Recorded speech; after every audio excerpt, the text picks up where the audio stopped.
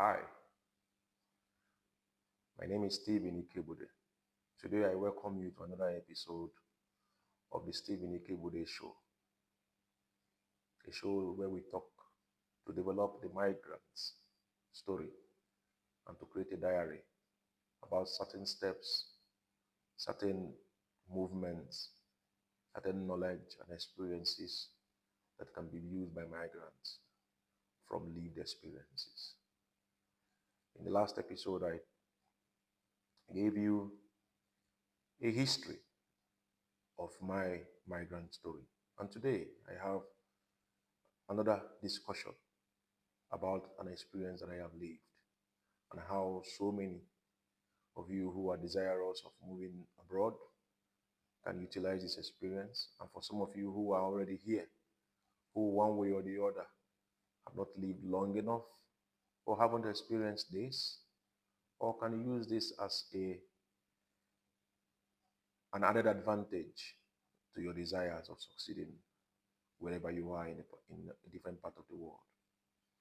I am going to be discussing about the power of assessing people that have lived or are currently living in the country or in the environment that you desire to live in.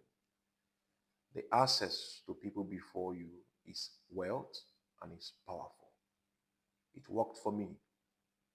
It's an advantage, and it is something I know that many either discount or do not maximally utilize it to their advantage. One of the things that I have personally realized is that it is easier to read a book than it is for you to write your own book. And having access to people puts you at a doormat of having to utilize the persons whose accesses you have and to utilize either their wealth, their experience, their knowledge to your own advantage. Firstly, in this episode, I'm going to mention names because I cannot talk about my own lived experience without mentioning those who were useful in my journey abroad. My migration didn't start from Finland. It actually began from my native country where I was born in Nigeria. And it was among those that I knew already. In this case, may his soul, his blessed memory, rest in peace. I'm talking about a person who played an important role in bringing me to Finland. His name is Bukky Alli. Bukky Alli and I used to live in the same estate in Amuwodofi, Lagos State, Nigeria. And we had a one-on-one when South Africa was hosting the World Cup. And a few months after the World Cup ended, I noticed that Bukky Alli was no longer in the hood. I noticed his absence. And then I began to ask around, only for me to realize that Bukky had traveled abroad. Bukky had come to Finland for studies. I wrote him a message while I realized it on Facebook, and then we got talking. And I realized that it was somebody else within the hood who had gone to Finland before Bukky, who also helped Bukky to come abroad. Where am I going with this? It took one person within my vicinity to open my eye to the possibility of going abroad. And it took that same person to bring me abroad. My access that I had to that person opened the path, opened the discussion. My coming to abroad didn't start just because I desired it. I had to assess the people who were there in the country or in the place that I'm desirous of going. And they guided me. Part of the guidance was that they helped me in selecting the particular school that I should apply. In fact, I had made applications and I was told that the schools that I have chosen wouldn't have been a favorable one. So they influenced the choice of school that I made They influenced the choice of program that I had applied to. To the extent that in the process of my application, the TOEFL examination, the test for English as a proficiency uh, uh, language, the exam itself was paid for by the same person who had helped Bukky to come to Finland. I don't know how he's going to feel about this. I don't know how it is going to make him feel, but I'm not going to take the credit because the credit belongs to him. I remain indebted to him. I call him my Ikebude in Finnish, a role model. Today he's a subsea engineer. He lives in the UK, and his name is Engineer Akindipe, Shola. Shola played an important, vital role in my desire to come to Finland. He paid for the TOEFL that I write to get to Finland. And this is what I am trying to portray here, that having access to people, especially those who are in the countries where you want to go to, or those who are in the environment that you intend to live, is a plus. And it didn't end there. You know, the influence of Bukky and the influence of Shongi in Shola in my life did not end there. Uh, After making the applications, after writing the exams, after doing my part of the journey, the requirements, I got admitted. I made application for my residence permit. I got my residence permit while I was in Nigeria. My eventual travel trip to Finland, I was received at the airport by Bukky Alli. We, we, we commonly call him Eleme synthetic, Eleme, wherever you are. I pray that your soul continue to find rest because you were a good person. So, to drive my point, if I didn't have access to Bukky, if I didn't have access to Shola, it would have been very difficult for me to actualize my desire of migrating abroad.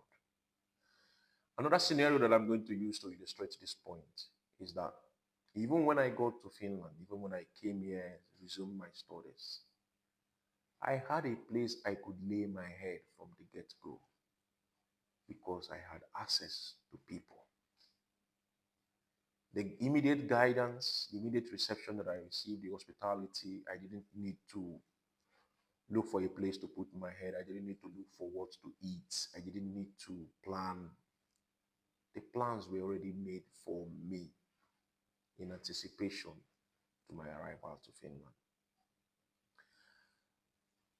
When the whole process began to play out, I didn't know what train to take. I didn't know how to get to my school. Bukky then was also a student in the school that I was admitted to. So he showed me how to get into the train. He showed me how to buy the train ticket. He showed me how to use the student discount. When I go to the school, he was more or less my tutor. He mentored me in the parts. But the mentorship didn't just come. The mentorship came as a result of me asking for guidance when I need to. There are a lot of people who need guidance abroad, wherever they are. But sometimes they are not frontal with the guidance that they ask for. They do not ask the right questions, or they leave some information out when they are asking for this guidance. Or they listen to too many people who have diverse opinions to the questions they are asking, that so many things have been left out. Another scenario I'm going to give. I lived with Bukky for over 2 months, I think 3 or 4 months. But while living with him, I was advised to get my own apartment, that I was an adult. And in the quest to get my own apartment, by then I've already started working. In fact, the first job I got in this country was a referral from Bukky. Bukky referred me to the company where he was working. And that was how I got my first job. So it was time for me to get an apartment. I I had a scenario, I had a situation where I didn't exactly know where to get this apartment or to which companies to apply to. But when it was time to do so, I discussed with somebody else who, it was a workmate who later became a supervisor where I was working. And I can vividly remember, even till today, over 12 years after, I can still vividly remember the guidance that I received.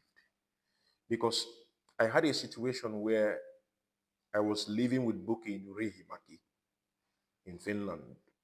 And my school then was in Järvenpää,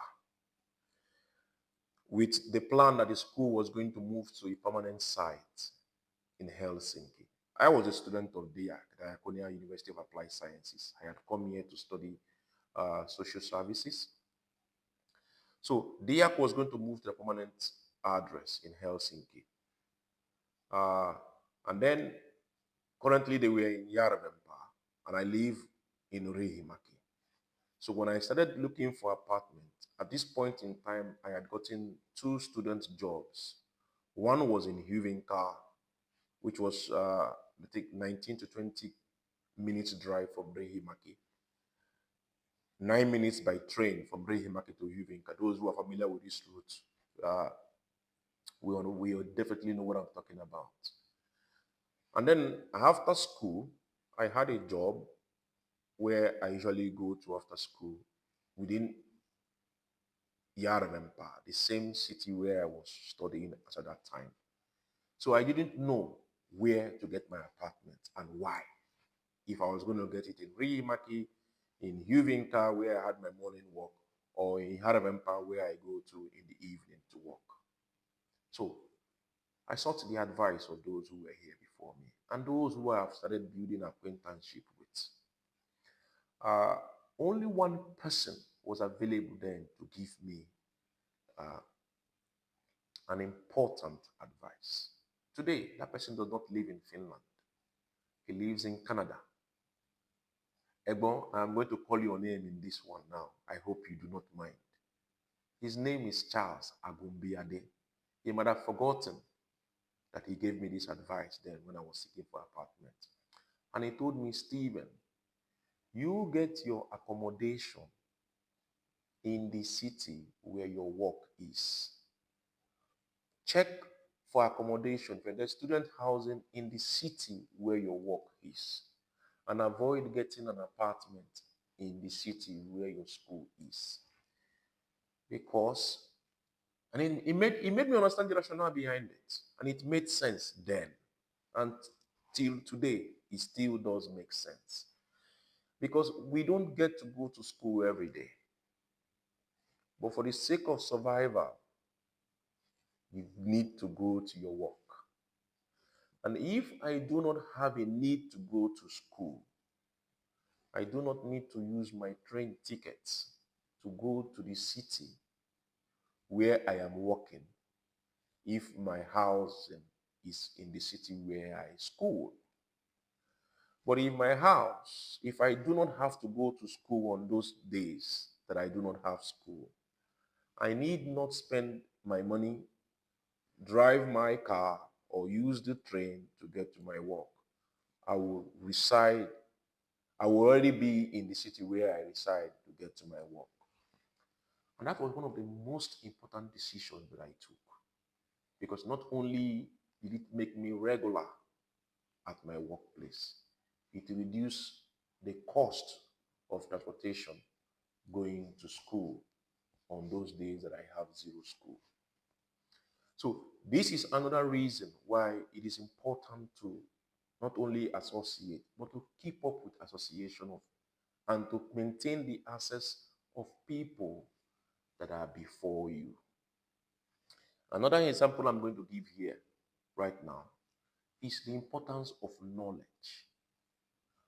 Those who live before you in an environment that you are new to, have paid certain costs and prices, either in acquiring information or having done mistakes, or are in environment where they have been taught by others, examples or lived experiences. And this is an important one. When I moved to Finland, I came to study here. I was alone, I was single, I was young. And my role model, the person of Shola Akindipe, was still living in Finland, but partly. He was doing his master's program at, I think then he was doing it in Poland. And after the master's program, he went for, I think, another master's in Glasgow, where he did subsea engineering. So one of these times he visited Finland. And each time he visits, I make sure that I pay him a visit. Because I always go. They say it is where a child or a dog was given a piece of meat in the morning, or a piece of bone in the afternoon, that he goes to in the evening. So I usually go to him to hear from him, to learn from him, to hear him speak. Because out of the abundance of what he has, the experiences he has lived, there is one or two that I can take with me. I have been in Finland for about 8 years. And during those time, about 8 months, during those time, I already had somebody that I was dating, somebody that I had before I moved to Finland. And when I came and I saw that Shongi and other guys who are Nigerians too were living here with their wives, with their Nigerian spouses, you know. And I was like, how did you guys do it? What is it about? What is the path to that? Is it possible for me to live here, or for me to bring to reunite with my girlfriend already, as at that time? That I'm hearing, I even told Shongi that I'm hearing people said it's not possible for students to do this, that students should just focus on their studies and what have you. And Shongi said, people can give opinion, that sometimes people who do not know can speak confidently out of their naivety. And he told me, Stephen, you can go back home, marry your girlfriend, and through the reunion of partners as a pathway to migrating your spouse to Finland. And Stephen, all you need to do is have proof of funds. You can do so even on a student status. And he mentioned few of the people that he knew as at that time, who are taking this route to reunite with their spouses. That same year, I think he visited sometime in October. That same year, by the end of the year, December, I was in Nigeria. December 27th, for those who know me and my family, December 27th is usually the time where we celebrate our anniversary. December 27th was when I married my wife, my girlfriend at that time. So the importance of having the right information from those who have lived the experiences, it's powerful. It is not something to joke with. It is not something to commonize. And it is not something that you wouldn't want to put into good use. Up till today, I keep tab with these names that I have mentioned in this episode. In terms of job too, when I said Bukky referred me to his employer, he didn't end with Bukky. He did not. Bukky didn't just do it alone. He spoke to other people who he had friendship with or who he knew at that time. And one of those persons who helped me to get my second job where I was working is Dayo Iwaola. Dayo still lives in Finland with his family. I remain grateful to him. In fact, on the day I was coming to Finland, on that same day that I was coming to Finland, when I got to Helsinki-Vantaa airport, Dayo was also there at the airport. But he was there to receive his mom who had come to Finland to visit him and his family. So it is important that the journey abroad is done in such a way that you keep access to people, you assess them meaningfully and respectfully, and it helps you to stay properly guided. Guidance is one of the most important part of migration. Guidance is one thing nobody wants to joke with. And to so many who have been successful in living abroad, we tell you that a lot of guidance has come, even formally, informally, or professionally. But however way it comes, it is important that guidance is maintained, especially guidance from people who genuinely want the best for you. My life in Finland and my journey abroad has been one that has been of proper guidance. And I am very grateful for so many who played these different roles. One of the names I'm going to mention now, ọkùnrin méjì, Adekunle Raimi Lawal. Wherever you are, when you watch this video, I'm using this medium to thank you for your friendship, for your guidance. Kunle was the one who took me to the first Nigerian. I met him in the train. In fact, I met Kunle the first time in a train. And we were going to the first Nigerian Independence Party at Helsinki. I think it was done in Malmi. Part of the organizers was Dio that I mentioned before, was one of the organizers. So I had met Kunle in the train. I was introduced to Kunle by Bukky. Bukky and I took this train from Reuniting, and Kunle joined us in, I think, in Yaravempa, or was it in Sauna Kalio? And that was when I met Kunle. Until today, Kunle has been one of my family friends, a bosom one at that. I would not call so many names because these are people who have played a lot of roles in guiding me. Solomon Abiona, Olanio Pekun, I greet you too. Solomon is one person too who played very, very big roles in my life. I don't think I would be able to repay him,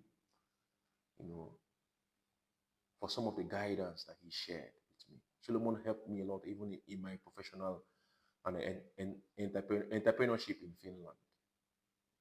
These are people who I refer to as pace setters. They set the pace and they guide others who come after them. Solomon is one of those that I will continue to be grateful to. There are so many names. By the way, this is very, very important. And it is quite important that I say this. When I moved to Finland, and I joined Bukky in his house, Bukky introduced me to a community of Nigerians who were living with him. Those who know Reuniting will tell you that Reuniting is one place most Nigerians. There is this school even still today, Hamelina Matikorake Kolu. It's called Hamelina University of Applied Sciences, and there are so many Nigerians who studied there. And when I got to Finland and I was going through the time schedule, because I think I came in 2 weeks after my school had resumed. So I wasn't familiar or familiarized with the timetable and the schedules for the classes. I was still grappling to see how it is going to be. But early enough, during the rapport and the interactions that I had with those that Bukky had introduced me to, that were living close to him then, One of those who played, he has forgotten this. I am not sure he would even remember. But this is one of the occurrences that set the pace for me. Language acquisition is the first and best form of integration in any land abroad. I am going to come to this much later. This integration, acculturation, assimilation, and the pace at which one should get involved. I am going. This is going. It might not just be me who will discuss this. It might be in a group of people, so that you can hear the different perspectives. But surprisingly, the first academic class I attended as a student in Finland was the Finnish class, the Finnish language class. It is really, really surprising. But how did it happen? I checked my schedule. I didn't know what I was checking. But one of the few people that was around then, I had just come and I was discussing about my curriculum and timetable. It happened to be that the Finnish language class was scheduled for the day I was supposed to resume school, which is my first time. But I didn't know exactly what time and where the class would be going to be taking place. But the teacher had put her phone number online for those who want to register for the class. You don't expect a migrant to be teaching you the language of the native land. So my Finnish teacher was a Finn. I didn't know Finnish. There was no way to call the teacher to find out if the class was going to hold and where. That particular phone call happened, and I wasn't the one who was speaking on my own end. The person who spoke on my behalf is Onome Sotu. Onome today lives in the UK. Onome is an IT engineer working with one of the banks in the UK. He's a big boy. Onome, thank you. Thank you very much. It's my people will say that in a situation like this, it is always the one who steps on the faces, the sheets, that remembers, not the one who has done the cheating. Onome has forgotten the good that he did to me or for me 13 years. So like I was saying, Onome surely wouldn't be able to recollect all of this that took place, that propelled me. Those were indications that I found myself among good people, genuine people, and a functional community that wants those after them to be functional. There are a lot of interactions with people like Onome, people like Solomon, people like Adekunle, Bukola, Ali, Dayo, Iwaola, you know, and so many. In fact, uh, the job I got with that company, there was a company one of the, in fact, the company that made me take where I was living, where I took the accommodation. The person used to be a neighbor to Bukky then in Reuniting. I remember vividly. He used to also work with the same company, and Bukky had told him that I was new and I needed a job. And the guy was the one who actually referred me to that job, you know, that I started. Uh, his name now as I can't remember his name, but he later moved to Uvinka, where I got the apartment, and we were neighbors there for a while. for I think for over a year. So the point I'm trying to make here in this episode is to make you realize that you need people and you need the good ones, especially those who have lived the experiences in places that you have come to experience. You need them. Even here in Vaasa that I live now, when I moved to Vaasa from UNSU, there were people too who played roles in getting me included into the society that I live in. You know, there are people who play these roles and they lived here before me. I worked at Vaasa and Vianes. It's a vegetable company here in Vaasa. I worked there for, I think, was it 1 year, 1.5? And I was referred there by the Igbos who were living here in Vaasa. You know, I was introduced, I was called upon when they needed an extra hand, and that was when I got in. One of those who actually did that plus for me, he's no longer living in Finland right now. I think he lives in the UK. You know, his name is Ogo South, as we fondly call him, as his nickname. His real names are Uchenna Oko. I don't know if it is Uche Chukwu, I know it's Okorie, Matthew. You know, so he was very helpful. And then the one I personally call Abba Wisdom, he's our Igwe in Vaasa. You know, they played a role in getting me where I worked at Vaasa and BNS. So you need people, and you need people from the place that you are aiming to go, that you have pursuits to get in. You need people there to help you galvanize. They might not give you money, they might not give you wealth, they might not solve all your problems, but they will give you guidance, they will give you referrals, they will be of plus to you. These people that I have mentioned gave to me when I had zero to give to them. It matters the most to me. Like I said, this is not for me to tell you what I did for them in return. It's immaterial what I did for them in return. You that you are seeking to leave, for instance, to leave your country back home in Ghana, and you are thinking of coming to live in Finland, what you need right now is the guidance to get you from point A to point B.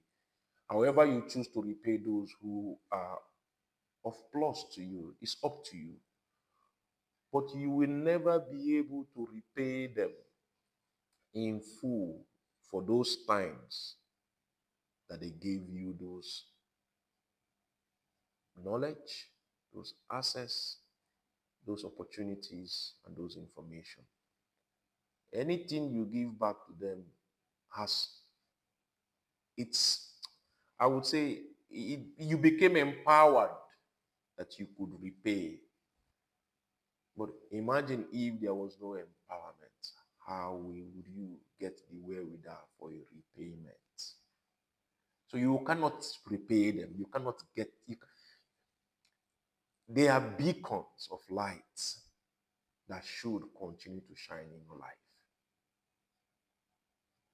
And I appreciate every one of them. I appreciate every one of them. And I do my best to extend it to as much people as I can. And which is exactly why I'm doing this video. To encourage you out there. If you are seeking to move from United Kingdom, you have a desire of going to Canada, or you are living in the US and you want to migrate to Europe, or you're living in Africa and your desire is to move all the way to Australia, you are going to need people, especially those who have the lived experiences in places that you are aiming or in pursuit of. Thank you very much for spending your time with me. I hope that from this video, I have been able to contextualize the power of having access to people who have lived experiences from the places that you are hoping to migrate to. Take advantage of them. Do not abuse those accesses and keep rapport with them. Bear it in your mind that you cannot repay them for all that they do for you before you became empowered to be able to repay them. I am Stephen, and I hope to see you in the next episode. It will mean a lot to me.